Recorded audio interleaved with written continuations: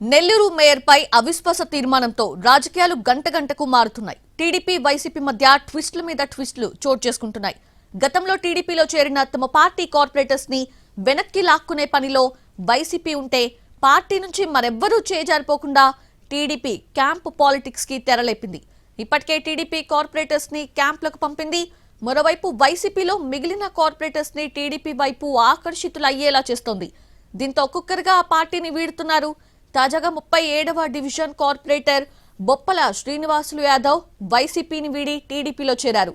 మంత్రి నారాయణ సమక్షంలో ఉదయం 42వ డివిజన్ కార్పొరేటర్ కరీముల్లా టీడీపీలో చేరితే సాయంత్రం 37వ division corporator Srinivasulu Yadav cycle ఎక్కేశారు.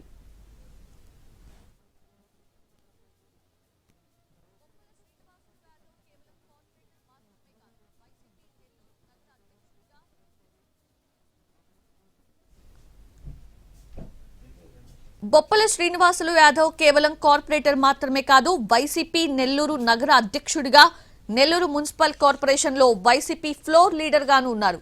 ఆయన మంత్రి నారాయణ సమక్షంలో టీడీపీ కండువా కప్పుకున్నారు.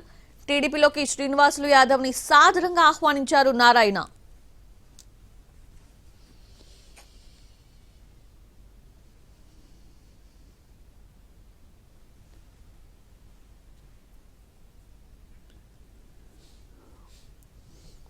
అయితే మేయర్ శ్రవంతిని గద్దె దించాలన్న లక్ష్యంతో టీడీపీ నేతలు వ్యూహరచన చేస్తున్నారు. ఈ నెల 18న కౌన్సిల్ మీటింగ్ లో అవిశ్వాస తీర్మానంపై ఓటింగ్ జరగనుంది. నెల్లూరులో మొత్తం 54 డివిజన్స్ ఉంటే ఒక కార్పొరేటర్ రాజీనామా చేశారు. మేయర్ శ్రవంతి వైసీపీకి రాజీనామా చేసి తటస్థంగా ఉన్నారు. ప్రస్తుతం టీడీపీ బలం 40గా ఉంది, వైసీపీ బలం 12గా ఉంది. అవిశ్వాస తీర్మానం వీగిపోవాలంటే వైసీపీకి మరో 20 మంది సభ్యుల మద్దతు కావాలి.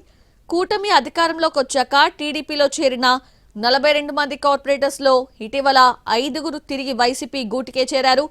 మాజీ మంత్రి అనిల్ కుమార్ యాదవ్ ఆ 5గురు కార్పొరేటర్స్ ని జగన్ వద్దకు తీసుకెళ్లారు. వాళ్ళంతా జగన్ సమక్షంలోనే చేరారు. అయితే మొన్న రాత్రి అరెస్టు తర్వాత నిన్న ఉదయానికి తాను టీడీపీలో కొనసాగుతానని స్పష్టం చేశారు 5వ డివిజన్ కార్పొరేటర్ రవిచంద్ర.